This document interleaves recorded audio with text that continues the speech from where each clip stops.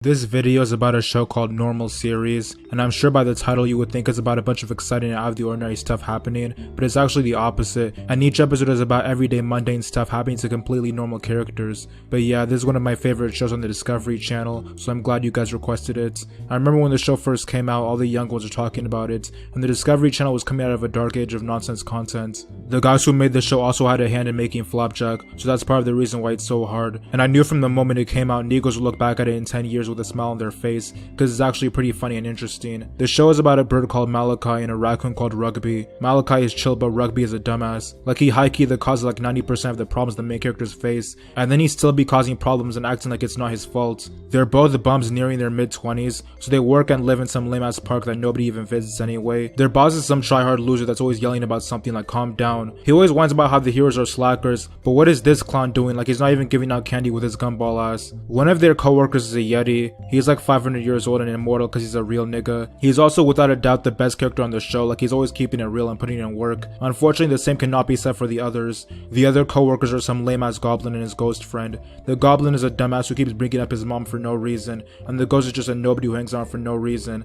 They're both equally worthless, but who I hate more depends on the episode. Like, usually the goblin be getting on my nerves, but sometimes I wish the ghost was turning into a ghost for real. Also, there's a man-child lollipop that the crew gotta take care of, cause his dad is the owner of the park, and his dad is some old-ass lame. Like, he always get on the candy machine's ass for something, and that causes the candy machine to get on his period and take it out on the main boys. Like, it's a cycle of hate. And there's a lot of characters in the show actually. Like, there's a bunch of ducks the guys found that they raised to be Teenage Mutant Ninja Turtle ripoffs, cause their mom can't keep watch of her own kids. And also there's a bunch of babies that are like a million years old that are friends with the Yeti, and also there's some guy that hangs along with them. And there's the Grim Reaper. This guy's actually pretty cool, like he'd be getting the opposite out of the way, and he almost put the goblin on his shirt, but sadly they were able to save him, so it's whatever. Then there's a cyborg that's the Yeti's friend, who's like 500 years old and works at Best Buy.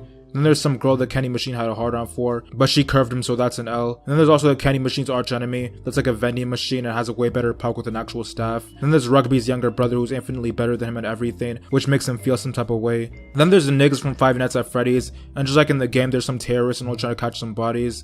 As if the goblin alone wasn't bad enough, he also has a horrible imp wife that may be even worse than him. Like, she's annoying as hell, and every time I saw an episode with them, I had to change the channel cause that's dead. Then there's a bunch of dusty video formats that the heroes team up with, cause they're old heads that can't move on to this century. And that's another thing about this show, like it obviously takes place when it aired, but there's a lot of 80s stuff in the show. For a second when it came out, I didn't even know when it was supposed to take place. But more important than any of the guys I mentioned, there's a coffee shop the guys go to and run by their female counterparts. They're both cool, but Malachi has a hard on for the girl, and it's like a full-ass story arc that ends with them getting nowhere and wasting everybody's time. And the other female has a hard on for Rugby, but he's a lame, so at first he doesn't care, but then he ends up getting with her, and ironically they're the ones that last. But yeah, Malachi and their girl get to know each other, and he even meets her dad, and he's like a human, like what the hell. But it doesn't work out and she moves on. But then Malachi meets some lame ass cloud girl that actually first appeared a long time ago, but then comes back because now the female bird is out of the picture. And the cloud is really lame, like she always feels some way about something and tries to destroy the town when things don't work out, like calm your ass down. But then the female bird comes back and there's some try-hard uninteresting love triangle storyline, which is easily the worst one in the series, but we get over it, so it's whatever.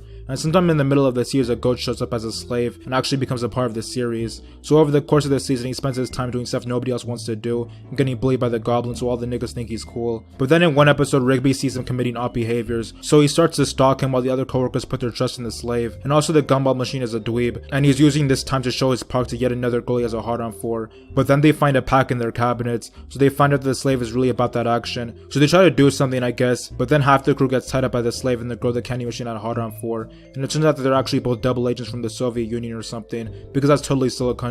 But yeah, the slave was like an orphan who was raised to infiltrate American parks, because that's totally a pressing issue for communists for some reason. Then the guys getting their feelings over being stabbed in the back, but the spy is like, who cares? Meanwhile, the goblin and his friend take out the ops, and yet still fail to make themselves look cool in any way. So the spy reaches into his back for a strap, but instead pulls out a control pad in order to take the park off the ground, because once again the park is the main concern for the Soviet Union, and not anything like helping socialist revolutions abroad or some waste of time like that. But then the spy tells the park workers that instead of being metaphorical slaves like they are now, they're gonna be dead-ass slaves in the gulags and stuff, which is extremely dead. So the guys managed to escape and get in the Lollipop's flying car, and at first the spy was looking all sad because he thought they died, but then when he saw them he was relieved. But how does that make any sense? Like, you were just about to put them in slavery anyway, so how is them dying much worse than that? So then the female spy reveals that she's really trying to steal American land just so the Soviets can bomb it because they're complete psychos. So at the UN, Clinton and Gorbachev are having a standoff over the park instead of wars in the Middle East or something. So then the spy feels some type of way, because even though he's caught bodies in the past, somehow killing other people is going too far for him. After being encouraged by his former oppressors, the spy becomes a triple agent and tries to reverse course of the park, but the female spy gets hurt over it, so they kick her out and she gets put in some Will's blunt, and the guys manage to save the day and thwart the communist plots. So after this heroic action, despite the fact he was found with making them real-life Siberian prisoners, the gumball machine offers to make him an actual employee, but he declines because now he's an international criminal Akatsuki-ass nigga. So they say goodbye and everything goes back to the way it was before he was even part of the show. Honestly, this is a really good episode. Like, it's not up its own ass about philosophical sentiments or anything, it's just exciting and funny, which is exactly what a show on this channel is supposed to be. And another cool thing is that this isn't even his last appearance. Like, the Negroes got to see him in a future episode and have a reunion. Another thing about the show is that just like The Simpsons, every Halloween they have these funny ass episodes where the characters die and stuff. And once again, just like The Simpsons, these are some of the best episodes in the series. But a big difference is that these are mostly stories that are being told by the park crew themselves. I mean, I guess at the end some stuff from the story actually comes true and takes over everything. But then again, stuff like that happens in almost every episode, so it doesn't stand out as much. And also in the middle of the show's run, they realized that people actually liked the show and made a full-fledged movie to explain the main heroes. This movie was also in anticipation before it came out, and I was really hoping it wouldn't be trash. Thankfully, the movie was pretty good, so we're gonna go over it. So the movie starts out with some Star Wars ripoff that takes place in the future, even though Star Wars takes place in the past, but that's not the point.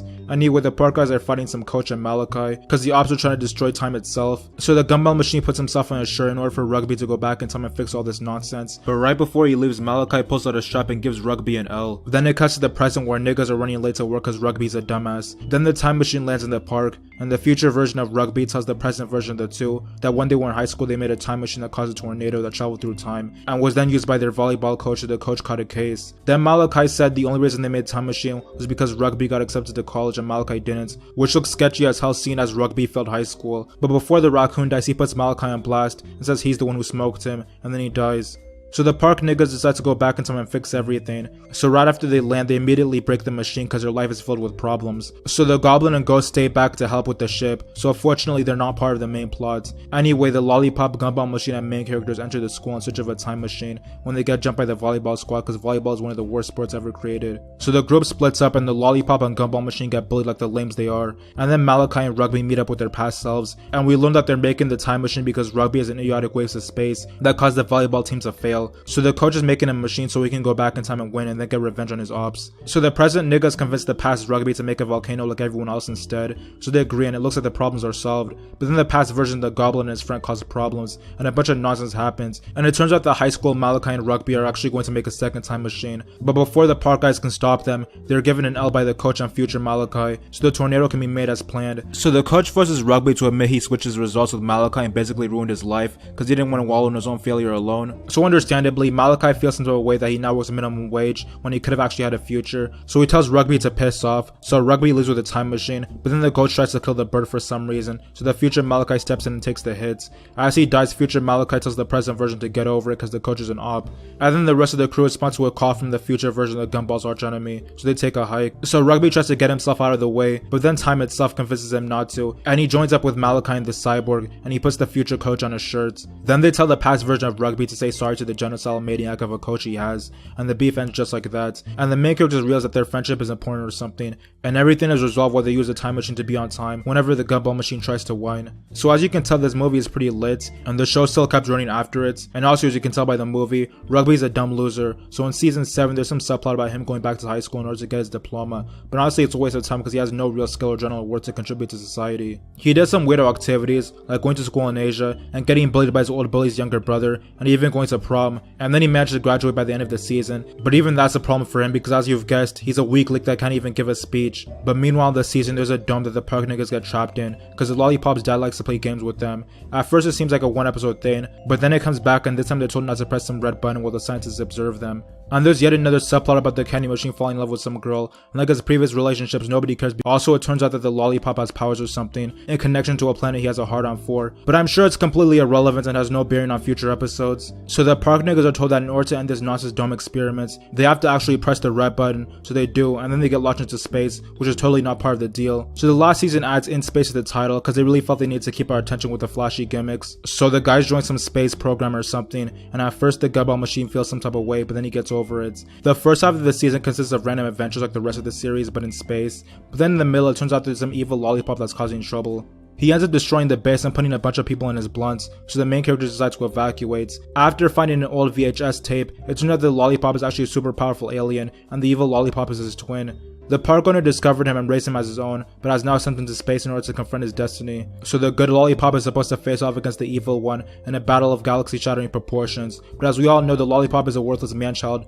so he has to be trained by some guy. So they find that guy, and then he trains the lollipop for like a week or something, and now he's strong enough to face off against a guy that has like a lifetime of practice, because who cares? But the lollipop still feels some type of way about violence, so it was a struggle, but they made it through. So then in the series finale, during this great battle, the lollipop realized that the cycle of violence will not be resolved by fighting, so he pulls a kamikaze and sacrifices himself to take out his twin, which completely redeemed all the previous nonsense in my eyes. So after the lollipop's heroic sacrifice, the park crew goes home and returns to their normal lives, and everyone moves on and has a successful adult's life, including unfortunately that fuck nigga ass goblin. So the series ends on a high note, with the middle-aged bird and raccoon reflecting on the lollipop sacrifice, while the lollipop watches in the afterlife. Overall, a great end to a great series. I give it an actually funny out of cartoon. The show is pretty cool to me, because not only does it have a lot of interesting plots, but it's also actually funny. I recommend you all watch it because it's pretty hard. And yeah, that's about it.